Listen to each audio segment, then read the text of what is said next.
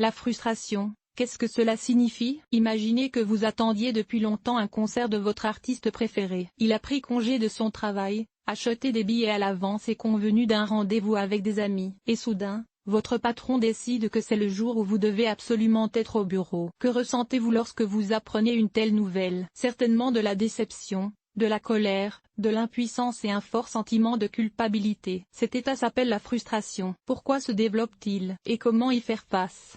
Qu'est-ce que la frustration? Définition psychologique. La frustration est un état mental qui survient lorsque, pour une raison quelconque, une personne n'est pas en mesure de satisfaire ses besoins ou ses désirs. Dans ce cas, l'obstacle est une situation extérieure ou une cause intérieure. La frustration survient dans les conditions suivantes: la personne a un besoin ou un désir qu'elle envisage de satisfaire. Un plan d'action a été établi au préalable, expliquant comment et quoi faire. Les obstacles externes ou internes à la mise en œuvre du plan augmentent et sont parfois insurmontables. En bref, par définition psychologique, la frustration est une réaction typique à la déception, à l'espoir et à l'impossibilité de se réaliser. Toutes ces situations sont désignées par le terme de frustration. Les troubles qui apparaissent dans le parcours d'une personne sont appelés traceurs de gel ou effets de frustration. La réponse à la frustration est la tension de frustration. Plus elle est élevée, plus la personnalité a du mal à s'adapter aux nouvelles conditions. À ce moment-là, les réserves psychophysiologiques de l'organisme fonctionnent à plein régime, ce qui conduit finalement à un épuisement moral et physique. L'état de frustration dépend en grande partie de l'intensité avec laquelle une personne a le psychisme. Il se manifeste donc différemment. Certains éprouvent une légère tristesse et de l'agacement. D'autres sont confrontés à une souffrance insupportable. Dans les deux cas,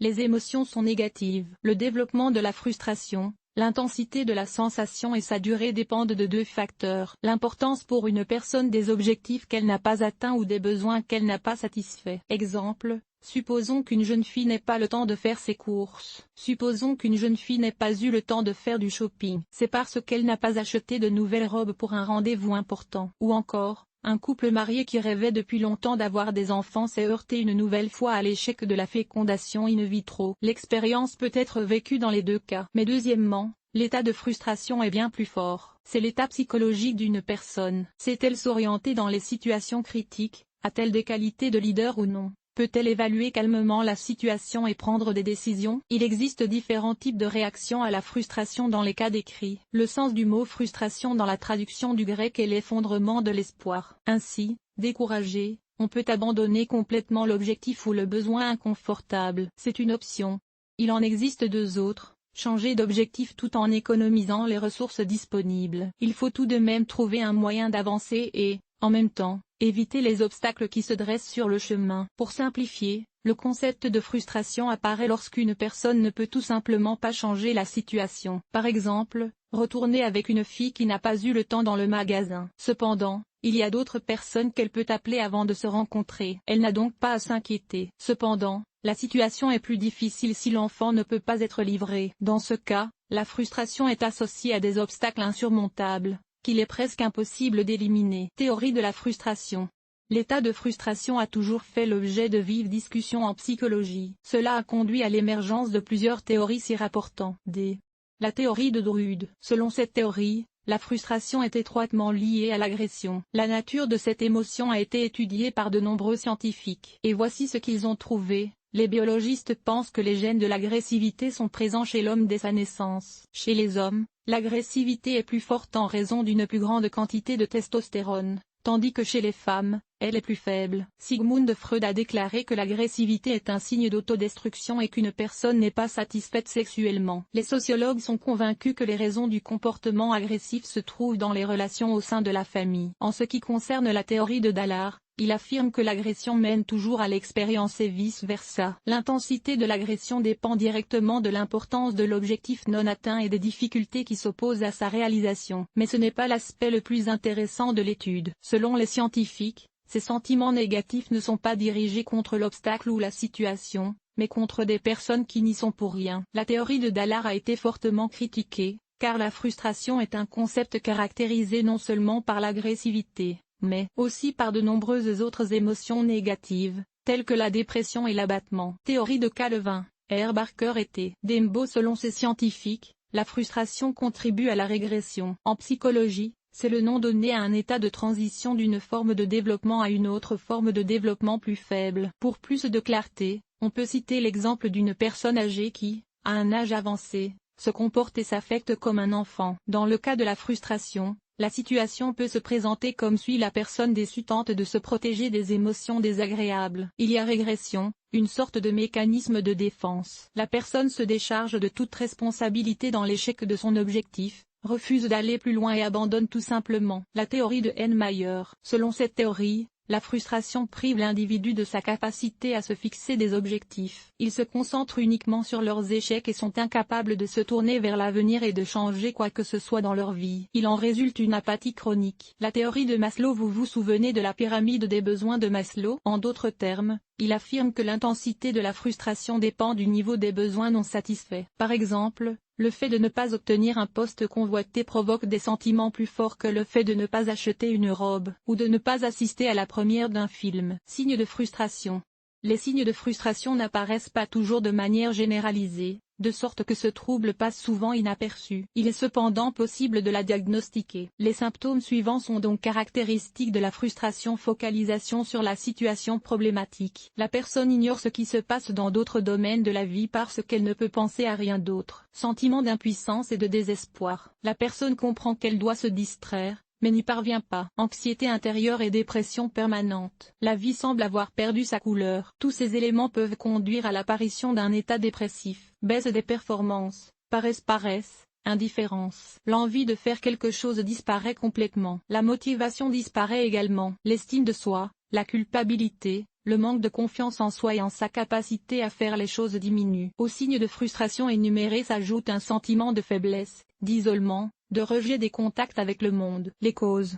D'un point de vue conditionnel, les causes de la frustration se répartissent en 3 groupes. Les causes sociales, morales et éthiques. Dans chacune de ces actions, une personne tient compte des normes sociales et même de ses propres notions de ce qui est bien et de ce qui est mal. Un exemple est l'insatisfaction sexuelle liée à l'attitude commune de ne pas pouvoir entrer dans une relation intime avant le mariage. Physique et biologique.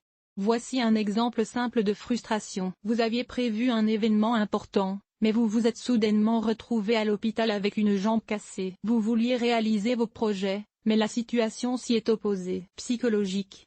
Un individu ne peut pas atteindre ses objectifs parce qu'il pense qu'il n'est pas assez fort, pas assez intelligent, etc. Il souffre d'une faible estime de soi, d'une certaine peur, de complexe. Les raisons peuvent également être divisées en causes externes et internes. Les premières comprennent une éducation inadéquate, des conflits fréquents et l'insatisfaction de la place occupée dans la société. Les causes internes du développement de la frustration sont des contradictions dans le processus de définition des objectifs. Ainsi, une personne peut essayer de satisfaire des désirs opposés en même temps.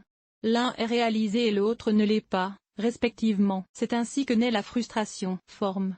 Il existe 3 formes de frustration en psychologie. La première est intermittente, la seconde ne l'est pas. De quoi s'agit-il? C'est un état qui consiste à croire que la situation et les personnes qui l'entourent sont responsables de ses échecs. Il fait preuve d'agressivité à leur égard tout en s'efforçant d'atteindre ses objectifs. Ainsi, l'agressivité souhaitée ne peut être atteinte. Elle renforce également la frustration dans son ensemble. La deuxième forme est appelée interpunitive. Elle signifie que la personne se concentre sur elle-même pour expliquer son échec. Elle éprouve des sentiments de fermeture, de dépression et d'anxiété. Ces sentiments négatifs s'ajoutent à la perte de sens de la vie et à l'indifférence totale. La personne est incapable d'accomplir les activités quotidiennes les plus simples, en particulier de surveiller la maison ou de s'occuper d'elle-même. Enfin, la troisième forme de frustration est frappante. Une personne fait preuve d'une indifférence totale à l'égard des difficultés qui se dressent sur son chemin, ou considère son sort, son destin. Elle ne blâme personne pour ses échecs, mais rejette simplement ses désirs et ses besoins ou passe à autre chose. Type de frustration. Les types de frustration diffèrent les uns des autres dans différents domaines de la vie. En voici quelques-uns. L'amour et le sexe. La première apparaît en cas de rupture de la relation ou de problèmes graves. Sans réaction, l'attirance d'une personne pour l'objet de sa passion augmente. Cette poussée émotionnelle conduit parfois à des comportements inadéquats et se manifeste par un désir obsessionnel de rencontre ou par de la violence. La frustration familiale existante apparaît lorsque l'un des partenaires ne reçoit pas ce dont il a besoin de la part de l'autre. Par exemple de l'attention. Le manque de désirabilité peut être à l'origine de nombreux sentiments négatifs. Toutefois, les relations familiales ne sont pas pertinentes. Dans la sphère intime, La frustration n'est pas si différente de l'amour. S'il n'est pas satisfait, le partenaire devient agressif et irritable. Les relations sociales.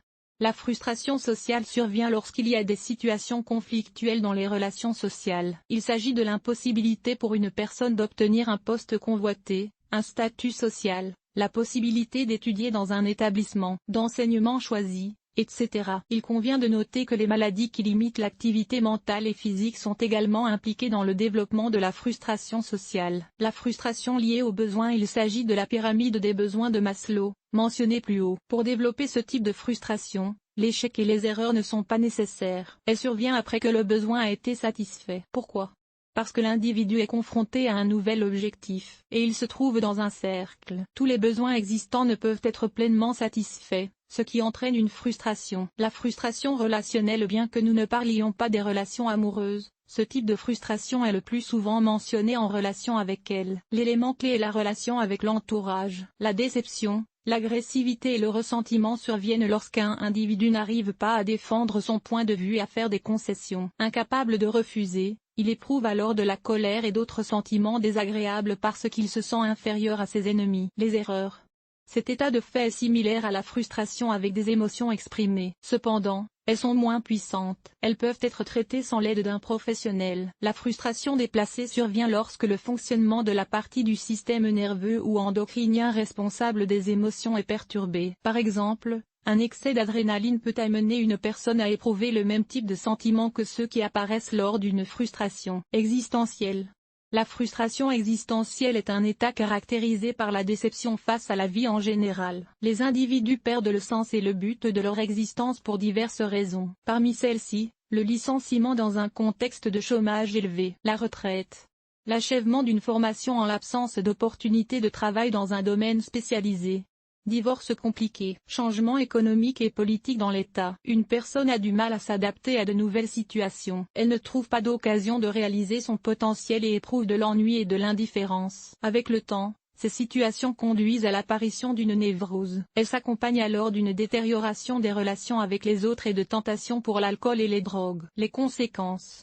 Que sont donc les frustrations? Il s'agit de sentiments négatifs provoqués par l'impossibilité d'obtenir ce que l'on veut ou par des obstacles insurmontables à la réalisation de ses objectifs. Idéalement, la réponse à la frustration devrait être positive. Cela signifie que la personne cherche à éviter les problèmes ou les difficultés, ou à tirer des leçons des erreurs commises. Cependant, les émotions négatives peuvent parfois persister. Dans ce cas, la frustration émotionnelle peut se traduire par l'agression. Cette émotion peut être dirigée contre un problème ou une situation, ou contre des personnes qui n'ont rien à voir avec la situation. Elle se manifeste par la création délibérée de situations conflictuelles, l'hostilité et même la violence physique. L'individu n'a aucun contrôle sur lui-même. L'auto-agression.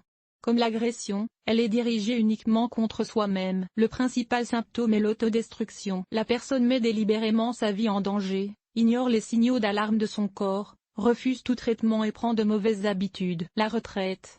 La dépréciation, l'un des mécanismes de défense, est utilisée dans ce cas. Si l'on n'obtient pas ce que l'on veut, on en réduit l'importance. Cela s'exprime non seulement par des mots, mais aussi par des attitudes. Cela peut conduire à un comportement impulsif et à des décisions étranges. Régression.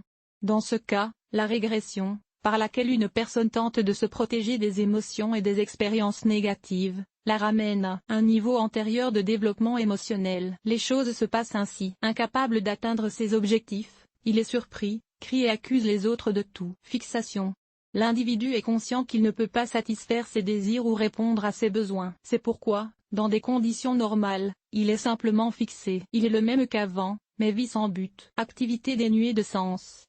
Ressentant une forte colère et d'autres émotions négatives, la personne décide de les diriger dans la bonne direction, de sorte qu'elles lui apparaissent. Mais en fait, toutes ces actions sont dénuées de sens et instables. Elles n'apportent aucun bénéfice. Et la conséquence la plus fréquente de la frustration est peut-être l'indifférence. Son principal danger est un risque élevé d'évolution vers la dépression. Comment se débarrasser de la frustration? Il faut d'abord apprendre à contrôler les émotions négatives. Il est important de les éradiquer dès leur apparition. Cela vous aidera à éviter les comportements impulsifs et insensés. Les techniques d'autorégulation, par exemple la concentration sur la respiration, sont d'une grande aide à cet égard. L'étape suivante consiste à réfléchir à ce qui vous empêche d'obtenir ce que vous voulez ou d'atteindre vos objectifs. Si le problème peut être résolu, on se met à la recherche d'une solution. Si ce n'est pas le cas, il faut remplacer l'objectif, augmenter les conditions de réalisation et fixer des tâches intermédiaires. Troisième étape, rencontrer et communiquer avec des personnes qui ont déjà rencontré des frustrations et qui ont réussi à les surmonter. Cela vous aide à réaliser que vous n'êtes pas seul. En outre, l'expérience de nouveaux amis vous aidera peut-être dans votre situation. Qu'est-ce qui peut encore vous aider à faire face à la frustration? Regardez-vous de côté. Tout va-t-il vraiment mal? Peut-être devriez-vous arrêter et renoncer? Réfléchissez. Est-il si important que vous réalisiez vos désirs? Est-ce lié à la mode, aux stéréotypes ou à l'opinion publique? Élaborez un plan d'action. Décidez que le désir doit être réalisé à tout prix, mais si l'occasion ne se présente pas pour l'instant, réfléchissez à ce qui pourrait changer. Examinez attentivement toutes les mesures qui peuvent être prises dans la direction souhaitée. Élaborez un plan détaillé.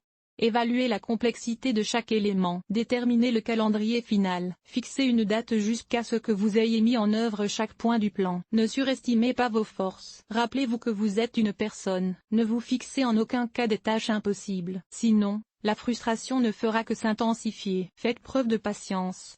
N'oubliez pas qu'1 ou 2 jours ne suffiront pas pour atteindre votre objectif. Autre conseil important. Reposez-vous. L'épuisement émotionnel est un obstacle qui vous empêche de travailler efficacement. Ainsi, en faisant une pause, par exemple, vous aurez plus de temps à consacrer à vos loisirs. Exemple de frustration dans la vie. Chacun d'entre nous a probablement déjà été confronté à la frustration. Imaginez une situation qui est familière à beaucoup de gens. Un homme s'apprête à assister à un match de football qui lui tient à cœur. Il a fait tout ce qui était en son pouvoir pour cela. Il s'est mis d'accord avec son patron pour partir plus tôt, à acheter sa bière préférée et des encas et à inviter des amis. La première difficulté a été les embouteillages sur la route, mais elle a été surmontée avec succès. Le match commence à 17 h, mais il y a encore du temps pour se préparer. Les invités sont rassemblés, les tables sont dressées et les juges sont prêts à donner leur avis sur le début du match. Soudain, en raison d'un travail planifié, les lumières s'éteignent. La frustration s'ensuit.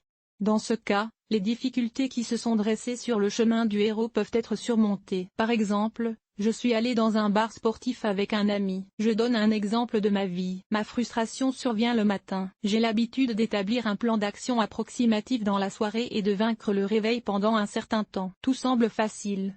Cependant, le matin, je saute le signal d'alarme et j'ai du mal à m'endormir. Naturellement, je me réveille alors de bonne humeur et je n'ai pas envie de travailler. Dans ma situation, les obstacles sont également faciles à surmonter. Il suffit de dormir un peu plus tôt et je me réveille au premier signal du réveil, qui n'est pas le matin. Nous connaissons tous la frustration. Il s'agit d'un état émotionnel caractérisé par l'incapacité à atteindre les objectifs fixés ou à satisfaire les désirs. Elle est étroitement liée à la déception, à l'agressivité, à la colère, à la résignation et à toute une série d'autres émotions négatives. Il est alors bon de se pencher sur ce qui s'est passé, de corriger les erreurs et d'aller de l'avant. Sinon, c'est l'indifférence qui vous attend, et la dépression. Ne vous fixez donc que des objectifs réalistes. N'oubliez pas que vous êtes une personne vivante avec ses faiblesses et ses défauts. Vous pouvez même vous tromper. Dans ce cas, ne désespérez pas. Vérifiez votre plan d'action et allez de l'avant.